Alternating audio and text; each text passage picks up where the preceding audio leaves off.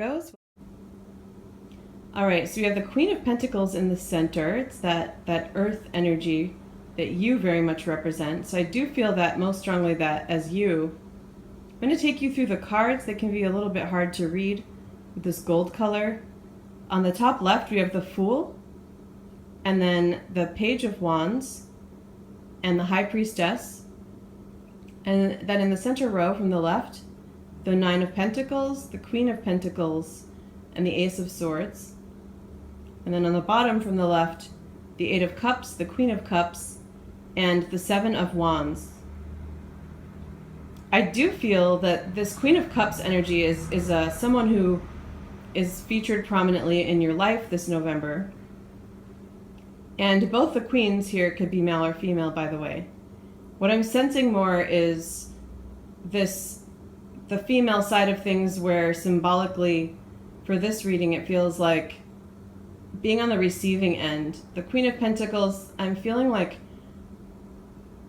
a receiving of your gifts and your treasures. It feels like this is a month where your skills can really be put to use and gifts may be really enhanced. So your gifts from the universe can be really enhanced. And with the Queen of Pentacles, I feel like there's someone definitely on the receiving end of benefits from your gifts, which could be, in work life, but it can also be romance. It could be they're very much romantically tied to you, and receiving of your affection is what I'm seeing here. I am picking up on two females for someone. It feels like a pretty specific message, and what I'm getting around that is it feels more like an ongoing partnership, and I'm sensing a lot of sharing of intuitive abilities. So this could be female romantic partners, or it could be business partners as well. But I'm sensing something about beginning either a marriage or partnership based on these shared gifts, or beginning of a business partnership or something along those lines. So that's pretty specific, and for that it really felt more strongly like two females, but that could just be energy as well. I want to come to that idea of intuitive gifts because I'm seeing, well, the Queen of Cups possesses that very strongly. The top right is the High Priestess, which is an absolutely beautiful depiction in this deck. It's so spiritual and so high vibrational with all of the birds and butterflies, and just that giant moon, and this really strong sense that not only is that person in touch with the moon, her intuitive abilities, and that side of her, but that they're just flowing through her seamlessly, it feels like. And that's kind of the sense I was getting from even the Queen of Pentacles and definitely the Queen of Cups, but just this sense of things, your gifts, and then your intuitive abilities and even your emotions just flowing through you seamlessly this month. But the other message here is that there's a very strong, well, I'll say there's a lot of support for you to build something from that, because you have both the Ace of Swords and the Page of Wands, which can both be about new beginnings. And the Fool, of course, as well in the top left. But focusing on the intuitive side of this as well, we have the Nine of Cups too, to the left of the Queen of Pentacles, and then the Eight of Cups as well. What I'm feeling here is there is support for you to receive or achieve something that you've been wanting to and been wishing for, and it just felt like it hasn't been able to really reach the next level, but that there is an opportunity for that to happen this month, coming up soon, at least this year's end, next couple months maybe. Because the Nine of Cups can be about that wishing, and the Eight of Cups can very much be about taking something to the new level.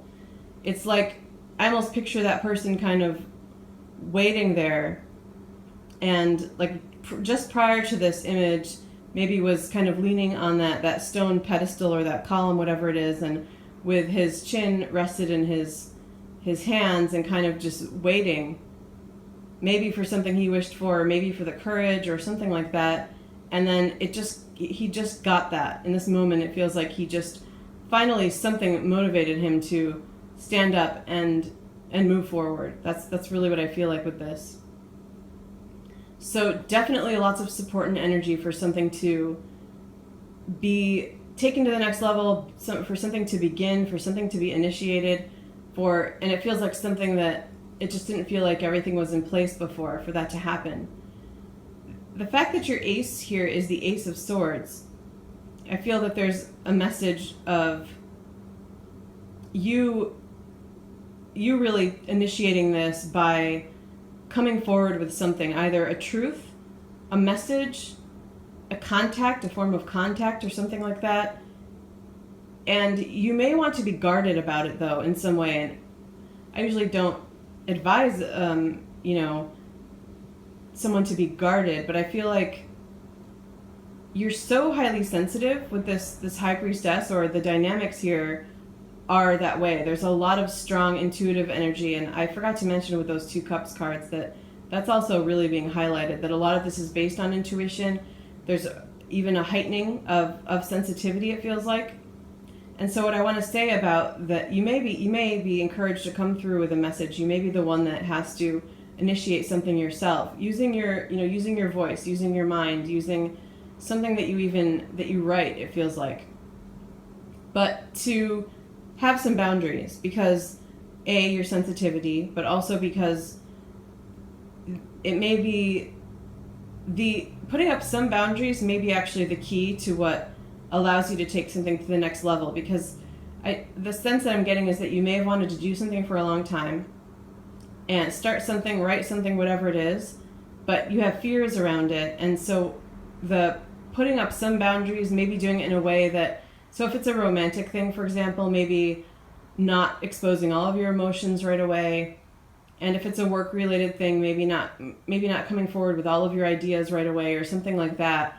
So boundaries in that sense, that will help you gain the courage. So it's kind of like if you tell yourself, okay, well, I'm going to do it, but I'm not going to be quite as vulnerable because I'm going to put up some boundaries.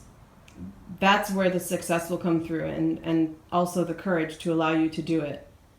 So the other message with the 7 of Wands, though, is that you definitely want to know when to release some of those boundaries or remove some of them, because you don't want that to become a block as well. But I really feel that that's the key to getting you to the next level that you're being encouraged to get to.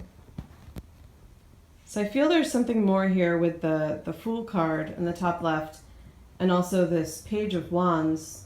Give me just a moment. These colors are really engaging. I feel like they're both very much about that new beginning, and they're both very strong fire energy. And I feel like there's this sense of, it's highlighting the creativity and the spiritual value of whatever is coming through. These gifts that are coming through, this supportive energy to take something to the next level. It feels like a channeling almost. I feel like there's going to be an opening for you, especially that they're in the same row as the High Priestess. I really feel like this is a gift from Spirit and a very strong opening. I'm picking up on some crown chakra stuff also with the 7 of Wands, and her defenses there are that crown. So going with the vibration of the top row, and then also the 7 of Wands card, especially the crown energy, I feel like there may very well be this opening of a crown chakra for a lot of you guys. And it's beautiful because it's what's going to enhance your gifts and help you gain success in whatever this is that you're taking to the next level. But definitely protection needs to be put up around that as well. That's the message I'm getting there. I feel like you may like this new influx of spirit, and that I'm almost getting this flying too close to the sun kind of energy, though, that it's very tempting and it's very titillating, and it's such a high vibration and a very beautiful thing, but you don't want to get burned. So you have to remember to keep things in balance and protect your crown chakra as well, because you don't want to get burned. You don't want to get burnt out either, because even though spiritual energy and using your intuition, and opening of the crown chakra is a beautiful, peaceful, and in its essence a harmless energy. If it's something new, if it's something that gets burst open, there can be too much, because there's moderation should be used in everything, even that pure spiritual energy. So remembering to stay grounded as well. The Queen of Pentacles being at the center of the reading, I feel like that's the last message for you guys, especially with what I just received in terms of this influx coming in for you, that being grounded is going to be a very strong tool as well to help protect. But even just putting up protection around your crown chakra, I feel like that's going to be really important for you. Thank you.